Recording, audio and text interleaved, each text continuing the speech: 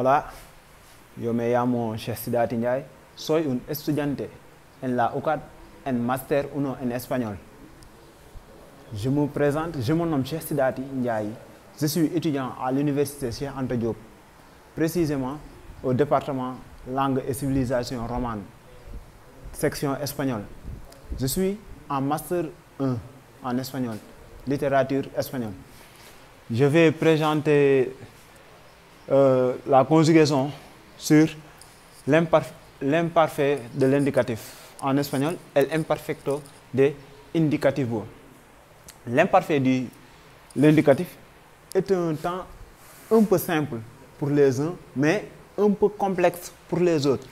Parce que ça regroupe deux types de verbes. On a ici les verbes en ar et aussi les verbes en ir et en er. Parce que les verbes en ir et les verbes en er sont différents. Ce sont des verbes du deuxième groupe et des verbes du troisième groupe. Mais les verbes en ar sont des verbes du premier groupe. Ici, si vous regardez bien, on a radical. Pour la conjugaison, radical plus aba, plus abas, aba, abamos, abais, aban. Mais pour les verbes en ir et en er, ont la même conjugaison. On a radical, mas, ia, ias, ia, iamos, iais, ian. Et regardez ici, pour les verbes en ar, on note seulement l'accent sur le nosotros. Seulement nosotros comporte un accent écrit. Mais pour les verbes en ir et en er, on note de yo jusqu'à ellos. Chaque lettre a un accent sur le i. Par exemple, on va donner des exemples pour clarifier. Si on prend le cas des verbes irréguliers, on prend le cas de hablar. Hablar qui est un verbe régulier du premier groupe parce qu'il se termine en ar. On va dire yo habla ba, tú habla bas, él, ella, usted habla ba, nosotros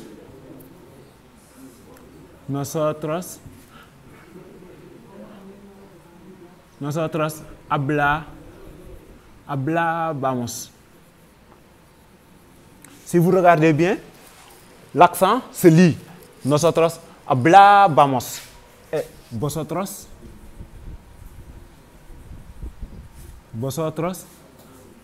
hablabais. Ellos hablaban. Ellos hablaban. Ellos hablaban. Si vous regardez bien, on avait dit radical, mas, aba, abas, aba, abamos, abais, aban. Ici, on a yo hablaba, tú hablabas, él, ella, usted hablaba. Nosotros hablábamos. Vosotros hablabais, ellos hablaban. Encore une précision, parce que avec le yo et le elle, ils ont la même terminaison. C'est la raison pour laquelle on nous dit toujours de mettre le pronom. Par exemple, dans une phrase, on a hablaba. Pour savoir si hablaba concerne à yo ou à elle, il faut toujours mettre le pronom personnel sujet yo ou le pronom personnel sujet elle. Est-ce que vous avez compris? Si on dit yo hablaba, on dit aussi elle hablaba, o ella hablaba, o usted hablaba. Donc, on va essayer aussi de donner deux exemples pour les verbes en ir et les verbes en er. Si on prend le cas des verbes en ir, on va dire bibir. Bibir est un verbe en ir, un verbe, un verbe du troisième personne, du troisième groupe, autant pour moi, un verbe du troisième groupe. Ir, ici on avait dit, pour les verbes réguliers, en ir ou en r, on va dire radical. Regardez bien, radical, mas, ia, ias, ia, iamos, iais, ian. Donc, on va essayer de donner l'exemple de bibir. On va dire yo, bibia. On met toujours l'accent. Tu, bibias. Ici, c'est un point sur le i, mais pour le deuxième i, c'est un accent. Yo, bibia, tu, bibias, elle, ella, usted, bibia. Elle, ella, usted, bibia. Nosotros. Nosotros vivíamos. Nosotros vivíamos. Vosotros. Vosotros vivíais.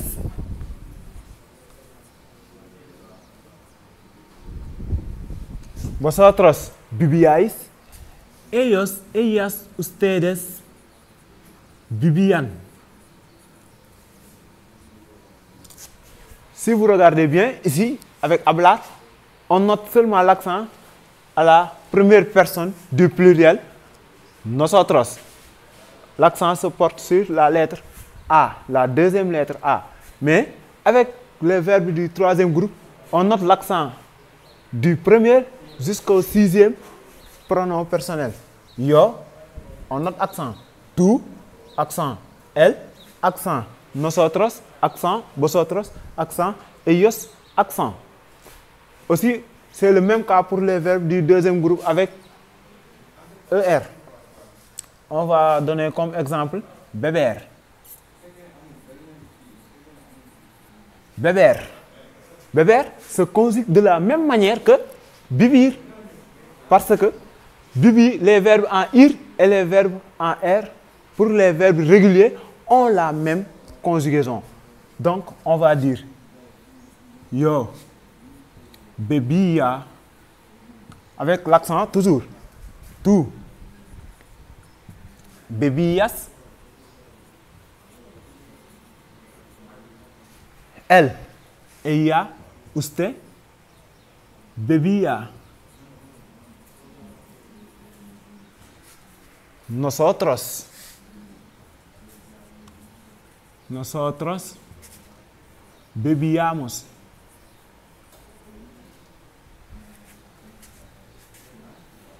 Nosotros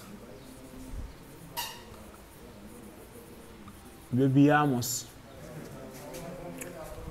Vosotros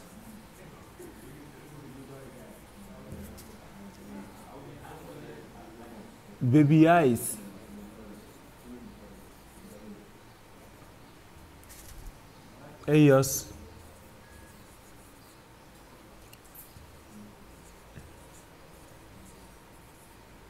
Ellos bebían. C'est bon? Pour les verbes du premier groupe, on a radical mas, aba, abas, aba, abamos, abais, aban. Le cas de hablar, on a yo, hablaba, tú, hablabas, él, hablaba, nosotros, hablábamos, vosotros, hablabais, ellos, hablaban. Pour tous les verbes du premier groupe en espagnol se conjuguent de la même manière que hablar. Mais plus précisément, les verbes réguliers. Hablar se conjugue de la même manière que tous les autres verbes réguliers. Mais si on prend le cas des autres verbes réguliers en ir et en r, se conjuguent aussi de la même manière que bibir et beber. Bibir, on va dire yo, bibia. tú vivías, él, ella, usted vivía, nosotros vivíamos, vosotros vivíais, ellos vivían. Le cas de beber, yo bebía, tú bebías, él bebía, nosotros bebíamos, vosotros bebíais, ellos bebían. Comme on a des verbes réguliers, on a aussi des verbes irréguliers. Donc, on va procéder avec les verbes irréguliers. Donc, on va continuer. On avait mis les verbes réguliers. Mais pour les verbes irréguliers, c'est plus simple. Mais on va continuer avec les verbes irréguliers. Avec les verbes irréguliers, en espagnol, on note seulement 3 verbes irréguliers. Regardez ici. Solo, solo hay 3 verbos irregulares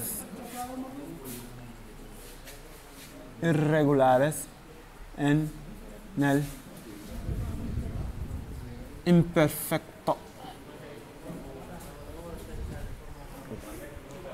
Seulement, il y a 3 verbes irréguliers à l'imparfait. Quels sont les 3 verbes irréguliers en l'imparfait en espagnol? Les 3 verbes irréguliers à l'imparfait en espagnol sont ir, après ir, ser, après ser, ver. Seulement, ces 3 verbes sont irréguliers à l'imparfait en espagnol. Il n'y a pas d'autres verbes que ces 3 verbes. On va essayer de les conjuguer. Comme ils sont irréguliers, ils ne peuvent pas être conjugués de la même manière que les verbes réguliers. Donc, on va les conjuguer. Si on prend le cas de ir, on va dire yo, iba. Est-ce que vous avez vu? Ici, on a ir, en conjuguant, on a iba, yo iba. Tú ibas, él, ellos, él, ella, usted iba. Nosotros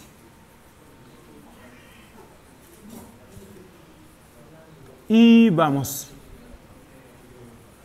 Nosotros íbamos. Vosotros ibais. Ellos iban. Est-ce que vous avez vu? On a mis 3 verbes irréguliers. Ir, ser, ver. Ir se conjugue comme ça. Yo iba, tú ibas, él iba. Nosotros ibamos, vosotros ibais, ellos iban. On a essayé de conjuguer ir. Donc, on va faire de la même manière que ser. Ser.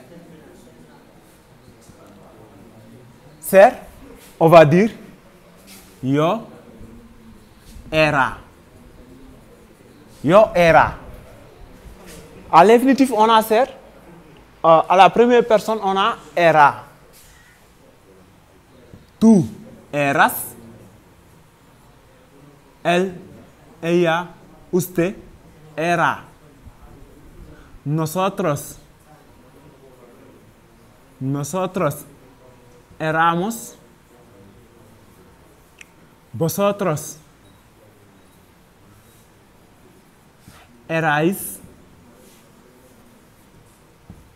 Ellos eran. Ici, on a era. Yo era. Tú era. Él era. Nosotros éramos. Vosotros erais. Ellos eran. Pour ver aussi. Ver, on va dire yo veía. Tú veías. Él, ellos, él, ella, usted veía. Nosotros veíamos.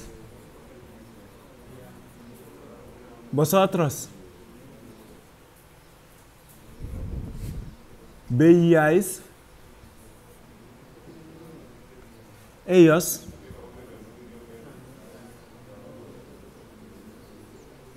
veían. Est-ce que vous avez vu? Seulement ces trois verbes sont irréguliers à l'imparfait de l'indicatif en espagnol. C'est ir, ser et ver. Seuls ces trois verbes sont irréguliers. Tous les restes sont réguliers. Ils respectent à la règle qui sont radicales plus aba, abas, aba, abamos, abais, aban. Pour les verbes du premier groupe, radical más ia, ias, ia, iamos, iais, iais. Pour les verbes du second et tertiaire groupe, c'est les verbes du deuxième et troisième groupe. Mais seuls ces trois verbes sont irréguliers à l'imparfait de l'indicatif en espagnol. Est-ce que vous avez compris? Donc, c'est la fin de la leçon pour l'imparfait de l'indicatif.